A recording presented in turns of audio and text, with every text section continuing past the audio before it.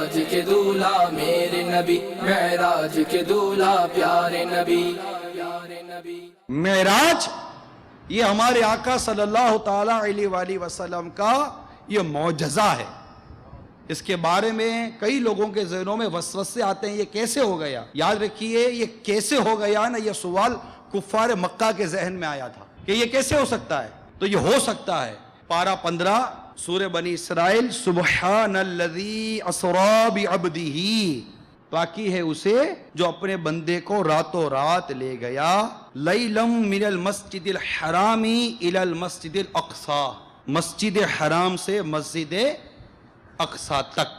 یہ ایک سفر ہے۔ واقعہ معراج یہ 3 حصوں میں منقسم ہے۔ مسجد الحرام سے مسجد اقصی، مسجد اقصی سے سدرۃ المنتہا، اور سدرۃ المنتہا سے لامکاں کی سیر۔ یہ یاد رکھیے گا، یہ 3 حصوں میں منقسم ہے۔ یہاں تک کے معاملات کچھ اور تھے، سدرۃ المنتہا کے معاملات کچھ اور تھے کہ وہاں تک جو انتہائی سفر تھا وہاں تک جبریل امین علیہ السلام آپ کے ساتھ تھے۔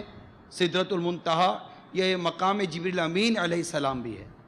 آپ نے وہ اعلیٰ حضرت کا شعر سنا ہوگا، بے لقائے یار ان کو چین آ جاتا اگر بار بار آتے نہ یوں جبریل سدرہ چھوڑ کر۔ بے لقائے یار یعنی لقاء، ملنا، آقا صلی اللہ تعالی علیہ وآلہ وسلم سے ملے بغیر اگر جبریل امین کو چین آ جاتا، چین آنا سمجھتے ہیں، چین آ جاتا اگر آقا سے ملے بغیر اگر جبریل امین کو چین آ جاتا تو بار بار آتے نہ یوں جبریل سدرہ چھوڑ کر، کہ جبریل امین علیہ السلام بار بار سدرۃ المنتہا سے آقا کی بارگاہ میں حاضر ہوتے کہ آقا کو دیکھ کر یہ خوش ہو جایا کرتے تھے۔